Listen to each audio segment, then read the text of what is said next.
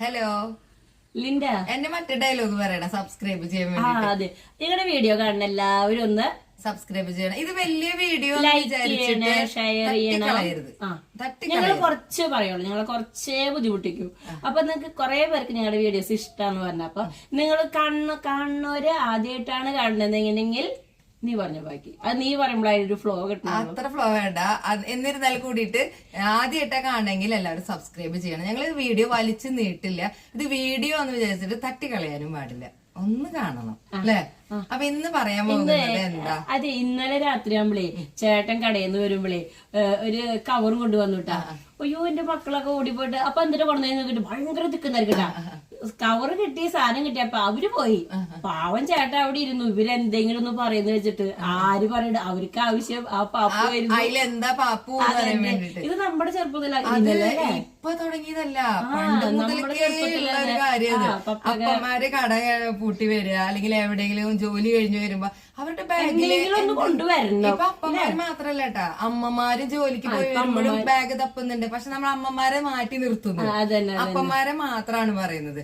പണ്ട് അപ്പന്മാരുടെ ബാഗ് പറഞ്ഞു കഴിഞ്ഞാൽ വൈകിട്ട് പാപ്പ് കൊണ്ടുവരുന്ന ഒരു പാപ്പുകാരനായി മാറുന്നുണ്ടോ എന്നൊരു സംശയമുണ്ട്. ഒരു പാപ്പുകാരന്റെ ഒരു റോളുണ്ട്. അപ്പൊ ആ പാപ്പാണ് ഇപ്പോഴത്തെ പിള്ളേര് അല്ലെങ്കിൽ പണ്ട് അതിൽ നമ്മള് ആ കവറ് എങ്ങനെ അത് 3-4 മക്കളൊക്കെ ഉണ്ടെങ്കിൽ ആദ്യം ആർക്ക് കിട്ടണോ അവരായിരിക്കും അത് പങ്കുവെക്കുക.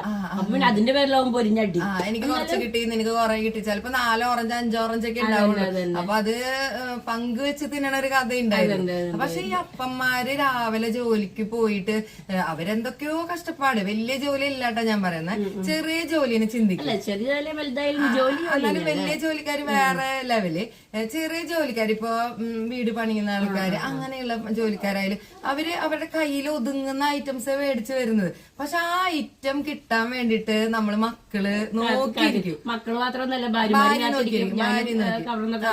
അത് ഇപ്പൊ എന്റെ ഹസ്ബൻഡ് വരികയില് എന്ന് വരുമ്പോ എന്തെങ്കിലും ഒരു കവർ ഉണ്ടായിരിക്കും. ഇപ്പൊ എന്റെ വീട്ടിലെ സിറിയില്ല, ചെറിയ പട്ടിക്കുട്ടി, അതുവരെ സ്റ്റെപ്പിന്റെ അവിടെ നിന്നിട്ട് കവറിൽ എന്താ ഉള്ളതെന്ന് നോക്കാൻ നിൽക്കും. അപ്പൊ പപ്പ അവൾക്ക് ഒരു പാക്കറ്റ് ബിസ്ക്കറ്റ്, ഞങ്ങൾക്ക് വേറെ. അപ്പൊ ആ കവറ് തുറക്കുമ്പോ പണ്ട് നുസ്റ്റാണ് പറയുന്നത്, പണ്ട് ആ കവർ നോക്കുമ്പോ നമുക്ക് ഭയങ്കര സന്തോഷാ. എന്നും പണ്ട് കാലത്ത് ഇങ്ങനെ പാപ്പു മേടിച്ചു വരണ അല്ലെങ്കിൽ സമൃദ്ധി എടുത്ത് തിന്നണ കാലമൊന്നും അല്ല. ഇപ്പോഴാണ് നമ്മള് വിചാരിച്ച കാര്യം നമുക്ക് അപ്പൊ തന്നെ കിട്ടി. അപ്പന്മാര് കൊണ്ടുവരുമ്പോ അതൊരു പ്രത്യേക. പക്ഷെ അത് കഴിഞ്ഞാൽ നമ്മൾ പിന്നെ അപ്പന്മാരെ അങ്ങോട്ട് അവോയ്ഡ് ചെയ്യുന്ന പോലത്തെ ഒരു ഫീലിങ്സ്. പിള്ളേര് മൊത്തമായിട്ട് അമ്മമാരുടെ അടുത്താണ് എല്ലാ കാര്യങ്ങളും ഷെയർ ചെയ്യുക. അല്ലെ, അമ്മ എനിക്കൊരു 100 രൂപ വേണം കേട്ടാ, ഒന്ന് അപ്പനോടൊന്ന് പറയട്ടാണ്. അല്ലെങ്കിൽ അമ്മ എനിക്ക് അങ്ങനെ സ്ഥലത്തേക്ക് പോകണം, ഒന്ന് അപ്പനോടൊന്ന് പറഞ്ഞ് പെർമിഷൻ വാങ്ങിച്ചു തരും എന്നൊക്കെ പറഞ്ഞു. അപ്പൊ നമ്മൾ അമ്മമാരെന്ത് ചെയ്യും, കോട്ടെ അല്ലെങ്കിൽ നമുക്ക് ചീത്തയൊക്കെ നീയാണ് ഈ കുട്ടീനെ നാശാക്കുന്നത്, നമുക്ക് ചീത്തയൊക്കെ. അപ്പൊ നമ്മളെന്ത് ചെയ്യും, നിങ്ങൾ വീട് അപ്പനോട് പറഞ്ഞോന്ന്. പക്ഷെ എന്റെ മക്കൾ എന്താ ചെയ്യണമെന്ന് അടവ് പറയോ നിനക്ക്? അവര് രാത്രി ഒന്നും പറയില്ല. ആ സ്കൂളിലേക്ക് പോണ സെക്കൻഡ് നേരം കൊണ്ടില്ലേ, അപ്പൊ ചെലപ്പോ ചേട്ടൻ ഉറങ്ങായിരിക്കട്ടാ, അപ്പൊ ഒരു 100 രൂപ എടുത്തിട്ടാ, അപ്പൊ എടുത്തിട്ടുണ്ട് എന്ന് പറയും അവര്. അതുപോലെ അപ്പൊ ഞങ്ങളൊന്ന് പോണ്ടിട്ടാ, അപ്പൊ എവിടേക്ക് പോണ്ടെന്നൊന്നുമില്ല, പോണ്ടിട്ടാ. അപ്പൊ ഉറക്കത്തില് പാവം ചേട്ടാ ഒക്കെ ആന്നും പറയും.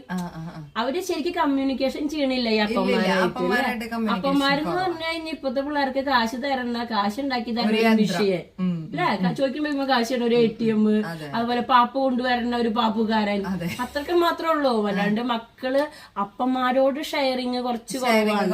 ചിലപ്പോ എനിക്ക് തോന്നണതേ ഈ അപ്പന്മാര് വീട്ടില് കുറച്ചേ സംസാരിക്കുന്നുള്ളൂ. കൂടുതല് മക്കളായിട്ടുള്ള ഒരു കമ്മ്യൂണിക്കേഷൻ നടക്കുകയാണെങ്കിൽ നല്ലൊരു ലിങ്ക് ആയിരിക്കും അവിടെ. പക്ഷെ ഈ അപ്പന്മാര് ജോലിയുടെ പ്രഷർ കൊണ്ടാണ് എന്താണെന്നറിയില്ല, കുറച്ച് മിണ്ടാതെ ഇങ്ങനെ ഇരിക്കുന്ന. പണ്ടേ മുതലുള്ള ഒരു കാര്യമാണ് അപ്പൻ എന്ന് പറഞ്ഞു കഴിഞ്ഞാൽ വീടിന്റെ ഹെഡാണ്. പക്ഷെ ഇപ്പത്തെ അപ്പന്മാരൊക്കെ മാറി തുടങ്ങിട്ടോ, ഭയങ്കര ഫ്രണ്ട്ലി ആയിട്ടുള്ള അപ്പന്മാരൊക്കെ. പക്ഷെ ഇപ്പത്തെ ചില വീട്ടില് മാത്രമുള്ളോട്ട് അങ്ങനെ. അത് നമ്മുടെ കണ്ണില് കാണുമ്പോ നമ്മള് വിചാരിക്കും ഭയങ്കര ഫ്രണ്ട്ലി ആണ്, ഭയങ്കര സൂപ്പറാണ്. പക്ഷെ ചിലപ്പോ നമ്മള് വീട്ടില് അടുത്തറിയുമ്പോഴാണ് ചില അപ്പന്മാർക്ക് ഫീലിങ്സ് ഉണ്ട് കേട്ടോ, മക്കള് മിണ്ടാത്തതിന് വിഷമമുണ്ട്.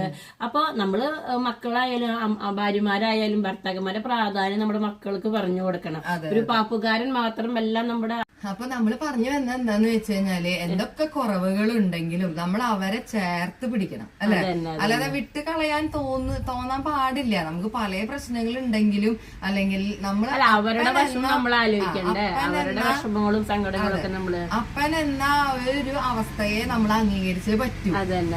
അപ്പൊ നമ്മള് നല്ലതായാലും അപ്പനെന്നും അപ്പൻ തന്നെയാണ്. ആ ഒരു വിടവ് നികത്തണമെങ്കിൽ അപ്പൻ തന്നെയാണ് നമ്മുടെ എന്നുള്ളൊരു ചിന്ത വേണം.